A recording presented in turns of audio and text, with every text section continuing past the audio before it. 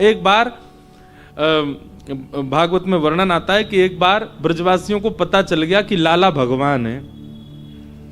सब ब्रजवासी कहे, अरे लाला तू जय जय। ठाकुर जी बोला, हम बे जय जय हूं। लाला तो फिर एक काम कर, तू अगर जय जय तो अपने वैकुंठ को दर्शन करा हमको। ठाकुर जी बोले, वैकुंठ देखो? बोले हाँ लाला, एक बार वैकुंठ दिखा दे। ठाकुर जी बोले, चलो। मधुमंगल, श्री दामा, तन सुखा, मन सुखा, धन सुखा, सबरे सखान को ले गए। ठाकुर जी चलो वैकुंठ दर्शन करा के लाऊं। जैसे ही वैकुंठ में पहुंचे महाराज, जय विजय द्वारपाल शंख चक्र गदापद चतुर्भुज रूप में रहते हैं जय विजय भी, सबरे अपने चारों भुजाओं से ठाकुर जी को दंडवत प्रणाम करें। लाला तू तो सांची में जय जय है, देखियो चार चार भुजा वाले तो प्रणाम कर रहे हैं। ठाकुर जी वैकुंठ में भीतर लेके गए। भगवान ने स्वर्ग का कल्प वृक्ष भी दिखाया। मधुमंगल बोलो, लाला जी धोरो धोरो से कौन डोल लो? धोरो बोलते हैं गोरे को। लाला जी धोरो धोरो कौन डोल लो है? अरे वो है देवता इंद्र है, इंद्र। लाला यार ने इतकू बुलाइयो। ठाकुर जी ने इशारा किया, इंद्र दौड़ा दौड़ा आया। जय हो भगवान आज्ञा। मधुमंगल बोलो, यहाँ पे ऐरावत हाथी बा पे हमने डोलाए थे। सबरे ग्वाल बाल इंद्र के हाथी पे चढ़ गए। भगवान सबको घुमा लाए। लाला जी चार मुखबारों कौन डोलो? जी ब्रह्मा है। बोले यागू बुलाइयो।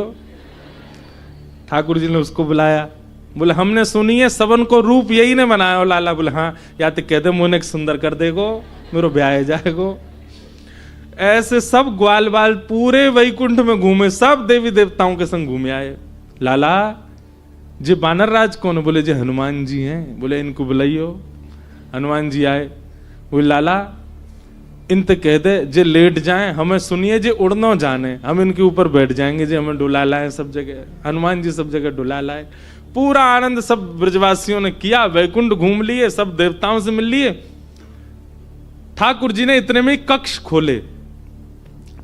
ए मधुमंगल जी तेरो कक्ष, सीदामा जी तेरो, सब बढ़िया बढ़िया कक्ष। कक्ष में आंगन है, कक्ष में बगीचे हैं, कक्ष में महाराज सुंदर सुंदर सेविकाएं, कोई प्रसाद बनाने वाली हैं, कोई कपड़ा धोने वाली हैं, सब लगी हैं व्यवस्था में। ठाकुर जी बोले तुम्हारे कक्ष में जाओ, अब इनमें ही आराम करो। मधुमंगल श्रीदामा कक्ष के भीतर गए। थोड़ी देर बाद बोले लाला अब हम वापस कब चलेंगे? बोले अब काय को जानो, बैकुंठ जाके कोई वापस थोड़ी जावे, अब तुम यहीं रहे। मधुमंगल श्रीदामा रोए, ठाकुर जी के चरणन से लिपट गए। बोले लाला तू जो के को सब करवे को तैयार है, लेकिन हमें वापस वृंदावन ले चल, हम यहां ना रह सकें। भले ही कितनी व्यवस्था, भले ही कितनों सुंदर, कितनों अद्भुत है, पर हमारे वृंदावन ते सुंदर नहीं है। लाला तू वापस वृंदावन ही ले चल। ये कथा भागवत जी में वर्णित है कि ठाकुर जी सबको वैकुंठ घुमा के लाए। और वैकुंठ जाकर के सब ब्रजवासी बोले ना लाला हमें तो वृंदावन में ही रहना है। और फिर ठाकुर जी ने सबको विस्मृत करा दिया कि वैकुंठ घूम के आए हैं। नारद जी बोले, व्यास जी जिनको मुक्ति ही नहीं चाहिए उनके लिए आपने क्या लिखा? जिनको मुक्ति की कामना नहीं, अर्थ कहते हैं धन को। इन ब्रजवासियों का धन के प्रति कोई लोभ ही नहीं है। ये तो केवल ठाकुर जी को देखते हैं, उसी से लगता है हमने कितनी कमाई करी। जैसे सब लोग चर्चा करते हैं मंथली कि आपका कितना टर्नओवर हुआ, कितनी कमाई हुई। ब्रज के लोग क्या चर्चा करते हैं? जा महीना में कितनी बार नंद को लाला दिखो तुम्हें? सबरी गोपी कह रही है अरे मो तो 4 ही बार दिखो, अरे मो तो 5 बार दिखो। जा गोपी सबसे ज्यादा बार दिखो होवे तो वो गोपी झरा भंडारो करके सब गोपी ने प्रसाद पवावे। क्यों? या महीना में सबसे ज्यादा कन्हैया या को दिखो है। अब ये उनको अर्थ है। ऐसों के लिए आपने क्या लिखा व्यास जी? जिनका अर्थ ही दर्शन है। क्या निवेदन कर रहे थे हम? प्रेम। हे व्यास जी आपने धर्म अर्थ काम मोक्ष की प्राधान्यता बता दी अपने सारे पुराणों में, पर प्रेम का प्राधान्य रूप अभी तक प्रकट नहीं किया, इसलिए आपका चित्त शांत है। मतलब आप कितनी भी क्रियाएं करते हैं, कितनी भी व्यवस्था से करते हैं, कितनी भी तत्परता से करते हैं, प्रेम युक्त होकर के नहीं करेंगे, एक अपूर्णता और अशांति का अनुभव सदा बना रहेगा चित्त में। इसलिए प्रेम प्राधान्य क्रियाएं कीजिए, प्रेम प्राधान्य ही सब कुछ रखिए अपना भाव। और ये प्रेम प्रकट कैसे होगा चित्त में? उस प्रेम का संचार करने के लिए, उस प्रेम को ही प्रादुर्भाव करने के लिए श्रीमद् भागवत की रचना की गई है। हमारी बात स्पष्ट रूप से समझ लीजिए, श्रीमद् भागवत की रचना के पीछे कारण केवल और केवल साधक के चित्त में प्रेम प्रकट हो, यही है। वो प्रेम युक्त हो जाए, केवल इसीलिए भागवत जी की रचना हुई है।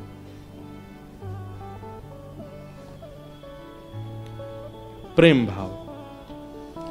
हे नारद जी, हे व्यास जी, नारद जी कहते हैं धर्म अर्थ काम मोक्ष को अब थोड़ा परे करके अब प्रेम की चर्चा सुनाओ, प्रेम के भाव प्रकट करो।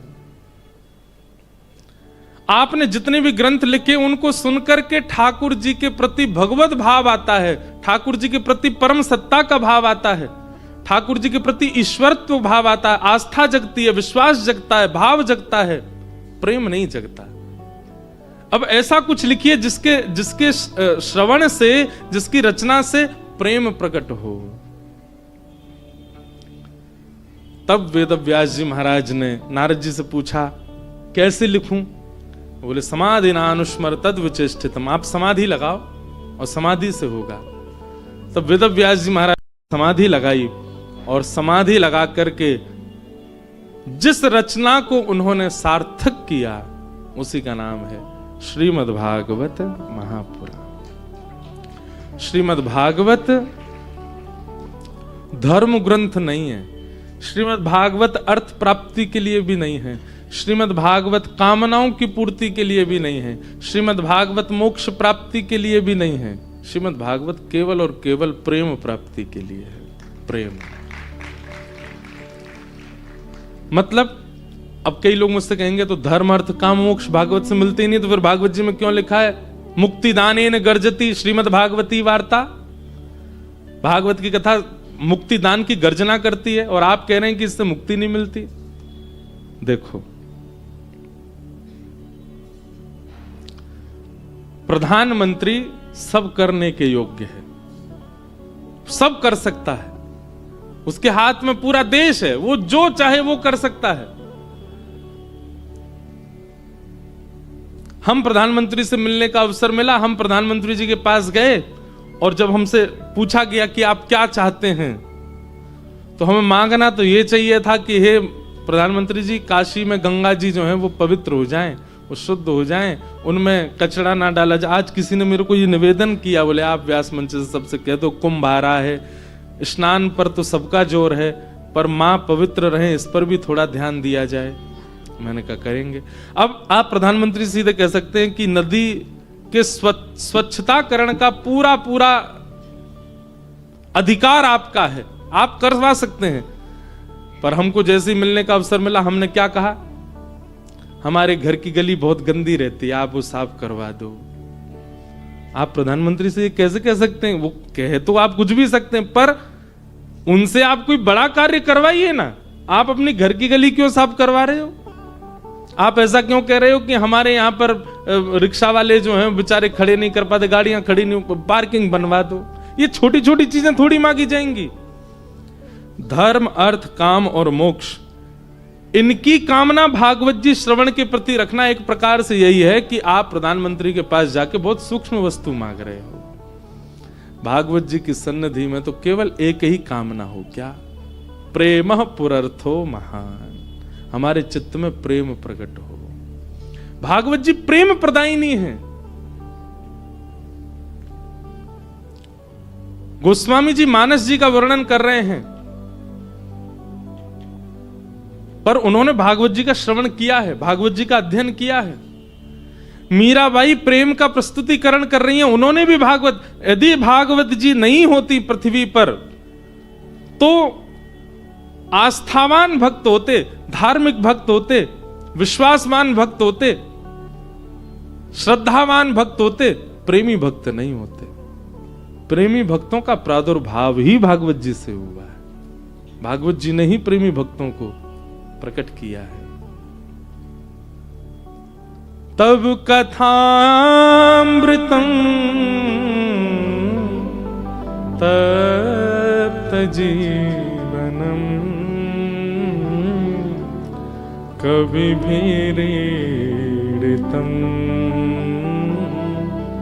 कल्मषापहम् श्रवणमङ्गलम्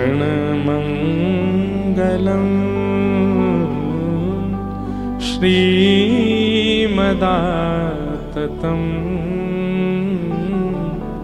भुवि गृह्णन्ति ते भूरिदा जना। गोपियां गोपी गीत में कहती हैं। बोले कथा कैसी है? तब कथामृतम तप्त जीवनम कविभिरीडितम कल्मषापहम् श्रवण मंगलम श्रीमदाततम। ये श्रीमदाततम क्या है? ये प्रेम का वर्धन करने वाली कथा है। क्षमा कीजिएगा, अन्य जितने भी पुराण हैं उन पुराणों से आप धार्मिक बन जाओगे, आस्थावान बन जाओगे, विश्वासवान बन जाओगे, श्रद्धावान बन जाओगे, पर प्रेमवान तो केवल भागवत जी से बनोगे। प्रेम का संचार तो भागवत जी करती हैं। भागवत जी की कृपा से ही प्रेम चित्त में आता है। उसी के कारण से निर्माण किया है व्यास जी ने, ताकि प्रेम प्रकट हो। प्रेम, नामदेव जी, मुझे प्रसंग इतना प्रिय लगता है। नामदेव जी रोज जाते थे विठ्ठल का दर्शन करने और रोज प्रार्थना करते, मेरी मैया रोज भोजन बनाती है, आप कभी पाने के लिए आओ ना ठाकुर जी।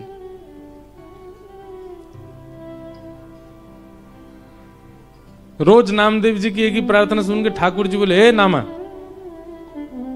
तो रोज कहता है मेरे घर आओ प्रसाद पाने, आओ प्रसाद पाने। यहां दर्शन कौन देगा अगर मैं तेरे घर चला गया तो?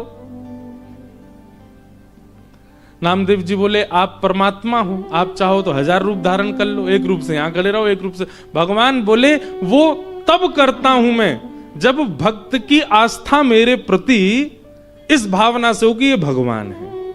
पर तेरा भाव तो मेरे प्रति प्रेम का है ना, और प्रेम में मैं एक से अनेक नहीं होता, मैं एक ही रहता हूं। ये यथामाम प्रपद्यन्ते, भक्त मेरे जैसे मेरी आराधना करता मैं उसके लिए वैसा हो जाता हूं। अगर तेरी मेरे प्रति प्रेम नहीं होता, केवल श्रद्धा होती, भावना होती, विश्वास होता, तो मैं परमात्मा रूप में 1000 रूप धारण करने की सामर्थ्य रखता। पर तूने मुझे आज तक प्रेमी मान करके ही भजा है, और प्रेमियों के लिए मैं एक ही रहता हूं। प्रेमियों के लिए अनेक रूप धारण नहीं करता मैं। ब्रजवासियों ने मुझसे प्रेम किया, मैं चाहता तो एक रूप से मथुरा में रहूं, एक रूप से द्वारिका लीला करूं, एक रूप से ब्रज में रहूं, पर उन्होंने मुझसे प्रेम किया, इसलिए मैं एक ही रूप में था, इसीलिए मथुरा भी गया और द्वारिका भी गया, उनको विरह कातर करके गया। मेरे लिए तो सर्व सामर्थ्य है कि मैं ब्रज में रह लेता एक रूप से, पर क्योंकि उन्होंने प्रेम किया है, प्रेम में मैं एक ही रहता हूं, अनेक नहीं होता।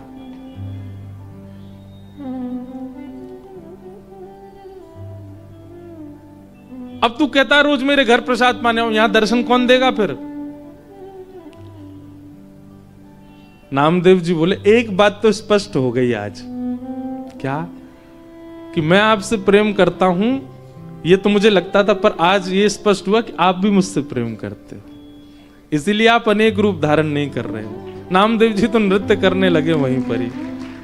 अगर आप प्रेम नहीं करते होते तो आप 2 रूप धारण करते, अनेक रूप धारण करते,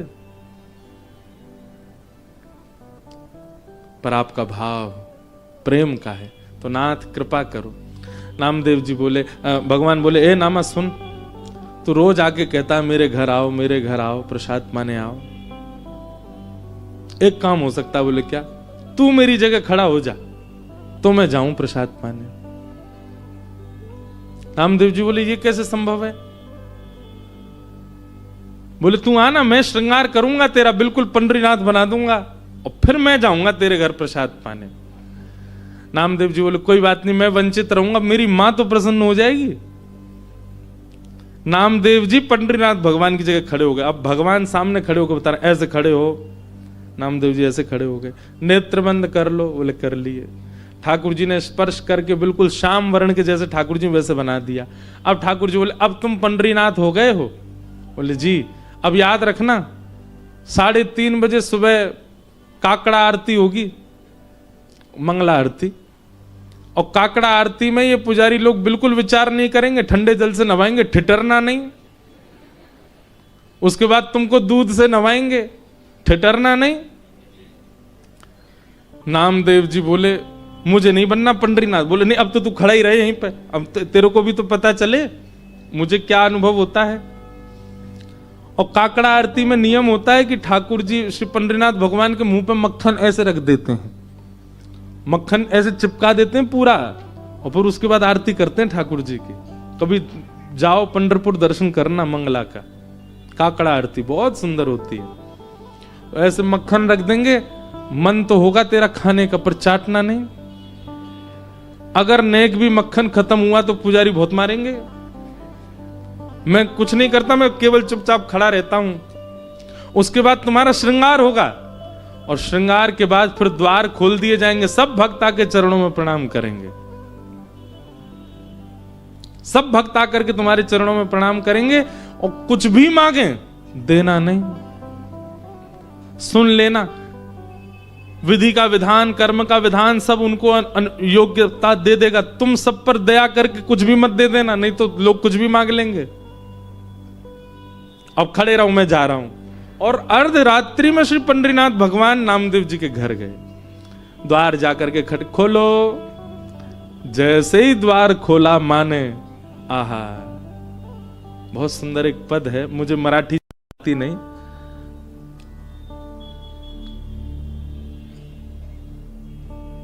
सुंदर ते ध्यान उभे विटेवरी, सुंदर ते ध्यान उभे विटेवरी, सुंदर ते ध्यान।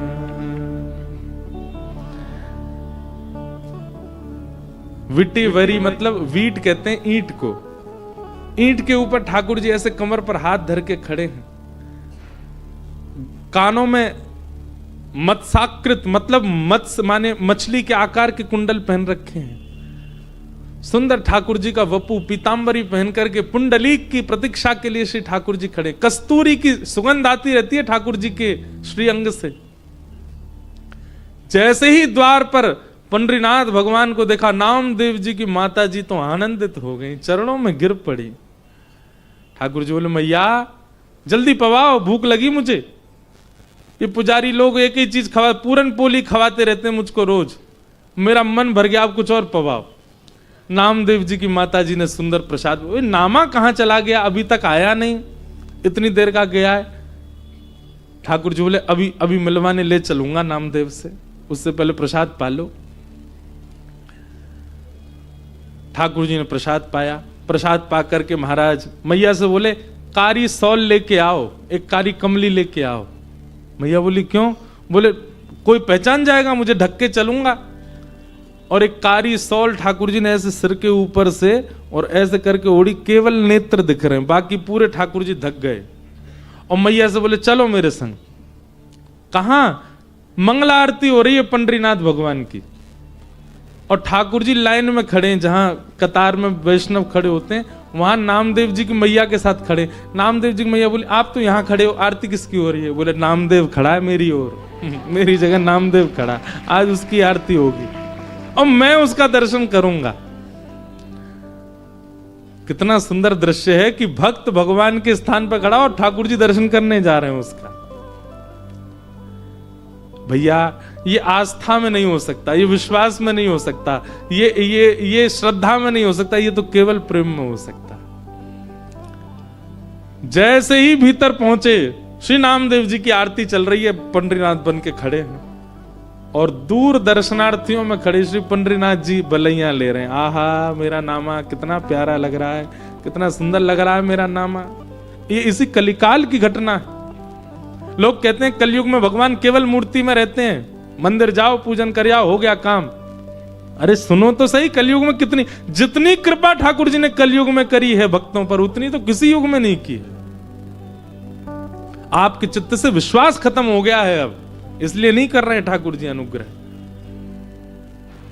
ठाकुर जी बलैया ले रहे नामदेव जी की, मेरा नाम। ठाकुर जी के नेत्र सजल हो गए नामदेव को अपने स्थान पर देख के। दर्शनार्थी सब दर्शन करने जा रहे थे, सबने प्रणाम किया। जैसे ही ठाकुर जी पहुंचे गर्भगृह में, तो नामदेव जी ने नेत्र खोल के ठाकुर जी को देखा। अब नामदेव जी घबराए, बोले ये कहीं मुझे प्रणाम ना कर लें। ठाकुर जी बोले आज तो नामा रोक नहीं पाएगा। और तुरंत ठाकुर जी ऐसे सिर झुका के वंदन, नामदेव जी के नेत्र सजल हो गए। ठाकुर जी बोले रोइयो मत, पुजारी देख लेंगे, ठाकुर के आंसू आ रहे हैं। आहा, आज भी पंढरपुर में 365 दिन में एक दिन आता है, उस दिन आज भी यही भाव रखा जाता है कि श्री पंडरीनाथ भगवान नहीं, आज नामदेव जी खड़े हैं। और उस दिन जितने वैष्णव दर्शनार्थी आते हैं सबको प्रणाम करते हैं। क्यों? बोले इन वैष्णवों में कहीं ना कहीं पंडरीनाथ आए होंगे दर्शन करने के लिए, नामदेव के। प्रेम, ये केवल प्रेम में संभव है। और इस प्रेम की स्थिति प्रदान करने वाली श्रीमद् भागवत है। इसलिए भागवत जी से और कोई कामना मत कीजिए। अर्थ मिले, धर्म मिले, ये सब आपको दुनिया सिखा देगी, दुनिया से प्राप्त हो जाएगा सब, व्यवहार से सब सीख जाओगे आप। पर प्रेम का पाठ केवल भागवत जी सिखा सकते हैं। इसलिए केवल प्रेम के अधिकारी बन के बैठो यहां। व्यास जी महाराज को जब कहा कि आपके हृदय में अशांति का कारण केवल इसलिए है क्योंकि आपने प्रेम को प्रकट नहीं किया।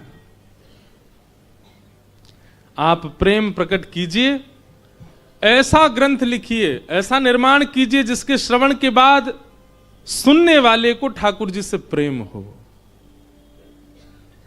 तब व्यास जी महाराज को कहा कि आप समाधि लगाओ। नारद जी महाराज ने अपने पूर्व जन्म की कथा बताई। नारद जी पूर्व जन्म में कौन है? एक दासी पुत्र। नारद जी कहते हैं मेरी मां संत सेवा करती थी। एक बार चातुर्मास के लिए कुछ संतों का आगमन हुआ। उन संतों के सत्संग से मुझे इतना प्रेम हो गया कि मैं उनके साथ ही जाने को तैयार हुआ, तो मेरी मां ने रोक दिया। संतों ने कहा मां की आज्ञा नहीं है तो आप नहीं जा सकते, मां की सेवा पहले करो।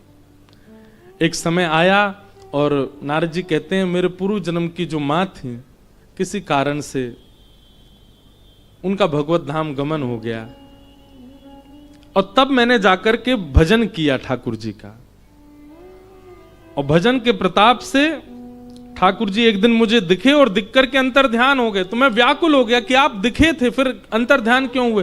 ठाकुर जी बोले इस देह का तुमको त्याग करना पड़ेगा, तभी मैं मिलूंगा। और स्वतः त्याग मत करो, स्वाभाविक त्याग होगा। एक बात आपसे हम निवेदित कर दें, स्वतः देह का त्याग करने वाले को कभी भगवत प्राप्ति नहीं होती। जितने भी पाप हैं संसार में, उनमें सबसे बड़ा पाप है ये विचार भी करना कि हम स्वतः का त्याग कर दें, आत्महत्या कर लें। कभी विचार मत करना। कितनी भी परिस्थिति कैसी क्यों ना आ जाए, कितनी भी परिस्थिति। एक व्यक्ति ने मुझसे प्रश्न किया, बोले सती जी ने भी तो यज्ञ कुंड में प्रवेश किया था। नहीं, उन्होंने अपने योग बल से अग्नि को प्रज्वलित किया। योग बल से अग्नि प्रज्वलित नहीं हो सकती, जो योग स्थिति में होगा वही कर सकते हैं। उन्होंने यज्ञ कुंड में प्रवेश नहीं किया है। मानस जी में स्पष्ट है कि उन्होंने अपने योग बल से देह का त्याग किया, और वह भी इसलिए क्योंकि वो निश्चित था कि उनको पुनः पधारना है। महादेव अब स्वीकार नहीं करेंगे। आत्मदाह, आत्म हत्या का विचार भी महापाप है, नहीं करना। स्थिति चाहे जैसी आ जाए, लड़िए।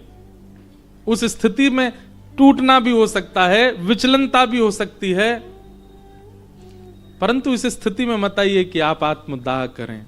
आजकल के युवा भाई बहन कथा भी सुनते हैं, फिर भी आप इस स्थिति में क्यों आ जाते हो? ये तो वही हो गया कि आप साल भर स्कूल में पढ़े और जैसे ही फाइनल एग्जाम आया तो आप क्लासरूम से भाग गए। संसार में परीक्षा आना स्वाभाविक है, और क्षमा कीजिए, परीक्षा आपके अनुकूल प्रश्न कभी नहीं लाती है। चीटिंग मानी जाएगी अगर अनुकूलता आ रही है तो। वो प्रश्न आते हैं जो कई बार बच्चे आपस में बात करते हैं ना, सिलेबस से बाहर का आया पूरा पेपर ये तो पढ़ाया ही नहीं था हमारे टीचर ने हमको, वो आया है तभी माना जाता है। अब बताओ, परीक्षा निकाल के दिखाओ। और उस परीक्षा को भी जो बच्चा निकाल जाता है, पूरे बच्चे कहते वाह भाई यार, उस दिन हम लोग सब परेशान हो गए, ये तो आया ही नहीं सिलेबस, तू इसको भी पार कर गया। तो आउट ऑफ सिलेबस कभी कभी परीक्षा आती है जीवन में। और एक बात और सुन लीजिए, मुझसे लेके आप तक सबके जीवन में आती है। ये तो हमने सोचा ही नहीं था, ये तो हमने विचार किया ही नहीं था, वह आएगा। उसमें टूटिए मत, विचलित मत होइए, और वचन दीजिए। आप कथा में बैठे हैं तो कैसी भी स्थिति आ जाए, ये कभी नहीं करोगे आप। हमारी कथा के अगर श्रोता हैं तो आपको सौगंध है। ये जितने बच्चे खड़े हैं पीछे, वहां यहां बैठे हैं सब, इधर देखो, आप क्यों देख रहे हो पीछे? उनको ही बोल रहा हूं मैं। आप सबको सौगंध है। और किसकी है? मुझे डर लग रहा है अपनी देने में पर मुझे बहुत सुन के बहुत पीड़ा होती है मन में। क्यों कर लेते हो आप ऐसा? ये विचार भी क्यों? कैसी भी स्थिति आ जाए, ये नहीं करना है। अब तो मतलब सोशल मीडिया पे वीडियो बना के डाल दे रहे हैं अपने आत्मदाह से पूर्व, उसको प्रकट कर दे। कष्ट कैसा भी क्यों ना हो, कभी उठा करके देखा कीजिए भगवान श्री कृष्ण के चरित्र को।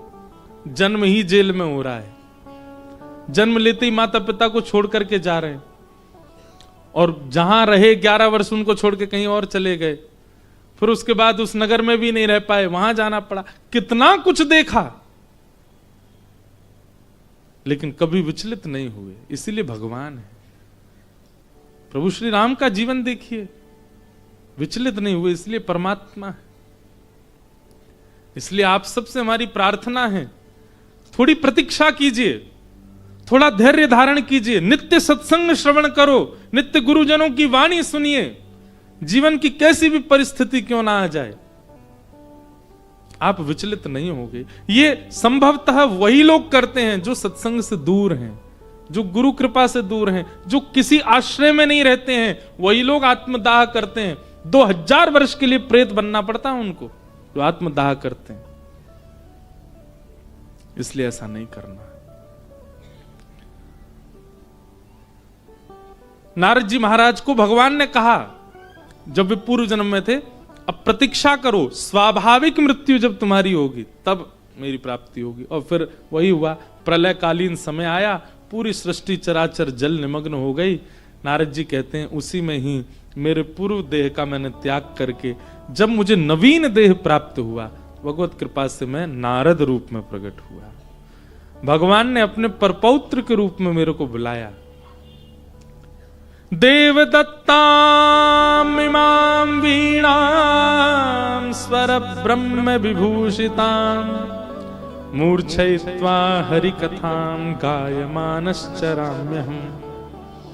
नारद जी कहते हैं ये जो वीणा मेरे पास है, ये देवदत्ता वीणा है, ये भगवान ने मुझको प्रदान की है।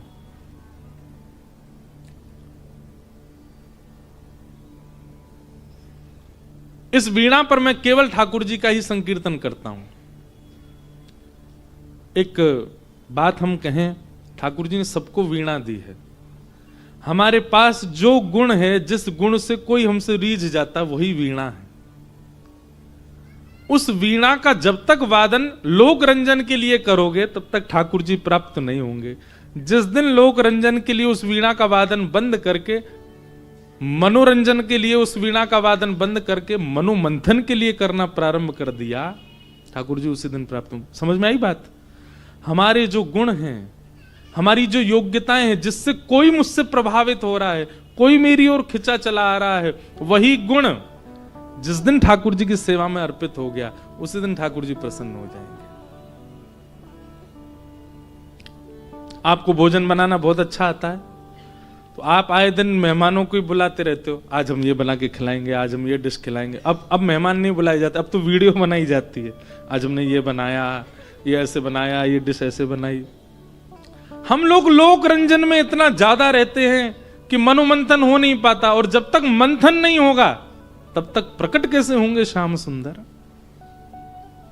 इसलिए कई बार अपने गुणों को लोक रंजन में ना लगा करके मनोमंथन में लगाइए, और उस मनोमंथन से श्री कृष्ण को प्रकट। यशोदा क्या करती हैं कि रोज ठाकुर जी उनकी गोद में आते हैं, मंथन, रोज दही बिलोती हैं। और जैसे दही बिलोती हैं, भागवत जी के दामोदर लीला में प्रसंग आता है, ठाकुर जी उठते हैं। कैसे उठते हैं?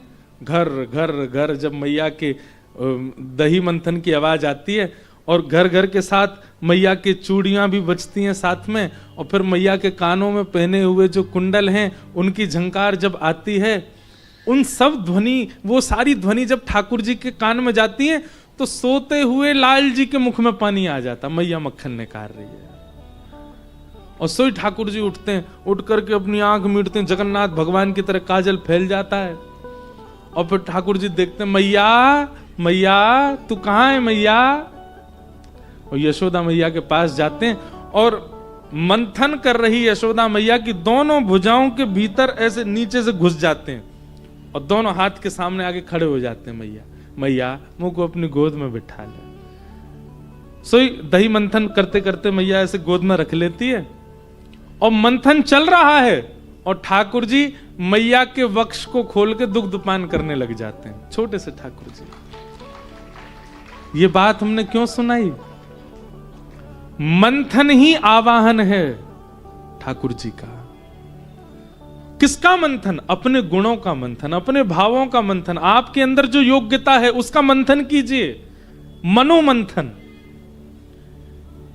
अपने गुण का प्रचार प्रसार ठीक है, एक स्थिति तक किया, पर कुछ ऐसा छुपा करके गोपनीय रखो जो केवल ठाकुर जी के लिए और किसी को नहीं पता है।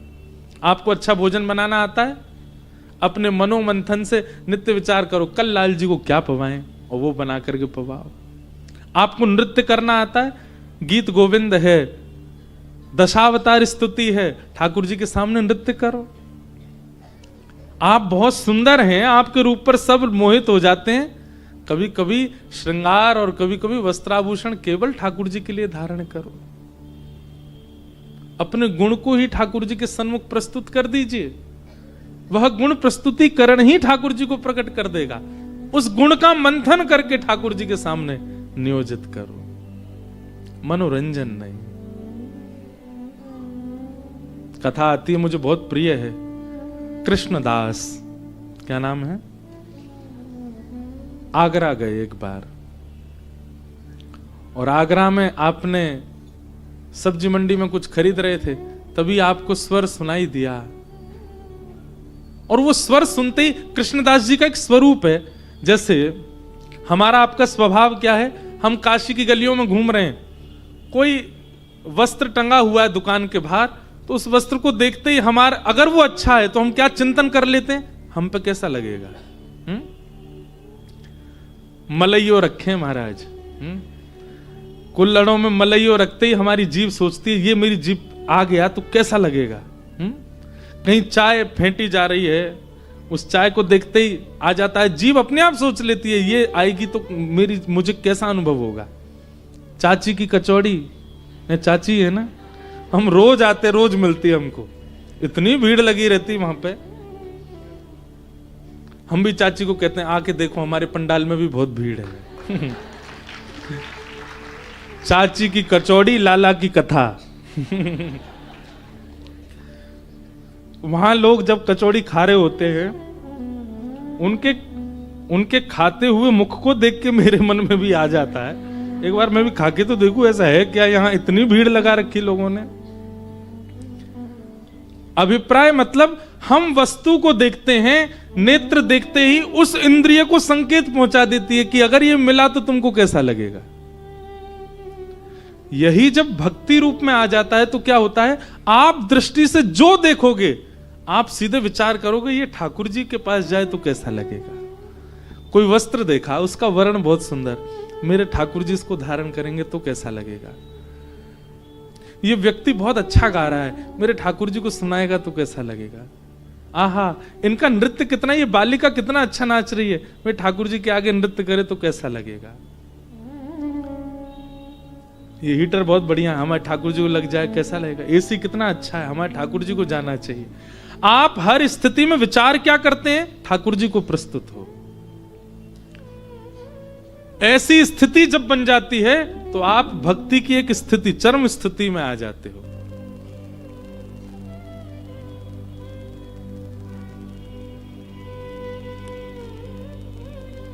वाह,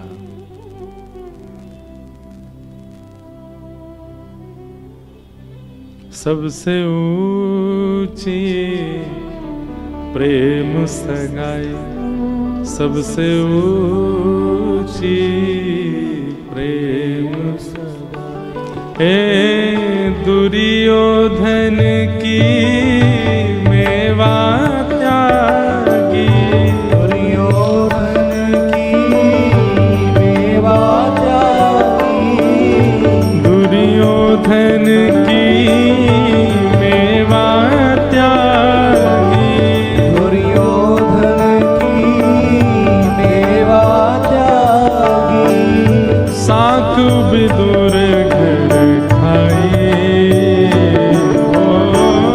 साक विदुर घर खाए, सबसे ऊंची प्रेम सगाई, सबसे ऊंची प्रेम सगाई, सबसे ऊंची प्रेम सगाई, सबसे ऊंची। बोल वृंदावन बिहारी लाल की।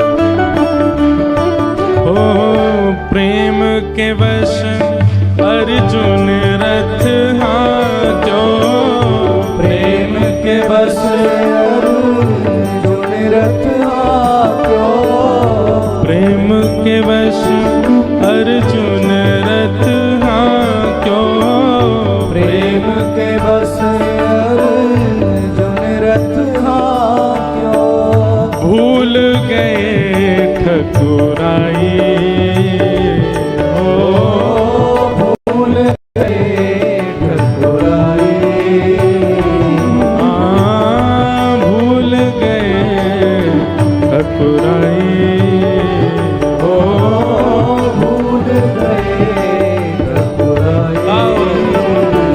सबसे ऊंची प्रेम सगाई, सबसे ऊंची प्रेम सगाई, सबसे ऊंची प्रेम सगाई, सबसे ऊंची प्रेम सगाई।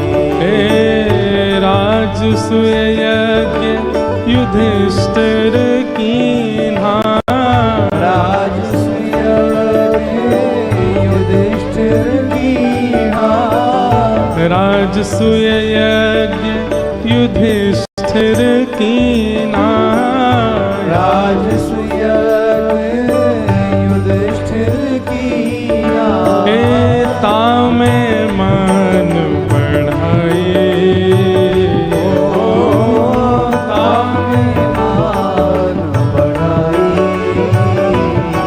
सबसे ऊंची प्रेम सगाई,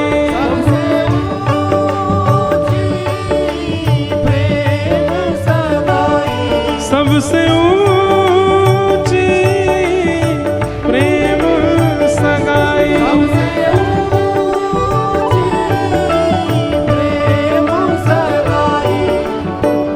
सूरकूर एहि लायक नाही, सूरकूर एहि लायक नाही, सूरदास एहि लायक नाही, सूरदास एहि लायक नाही, केहू विधि कहूँ बढ़ाई,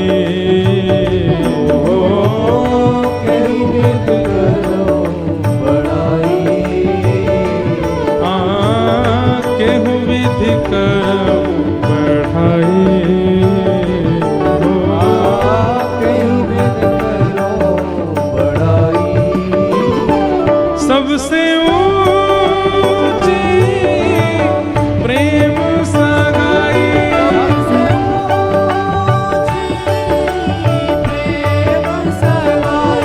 सबसे ऊंची प्रेम सगाई,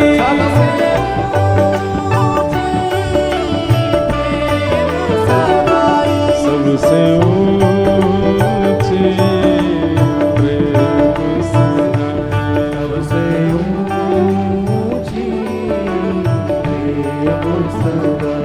सबसे ऊंची प्रेम सगाई, सबसे ऊंची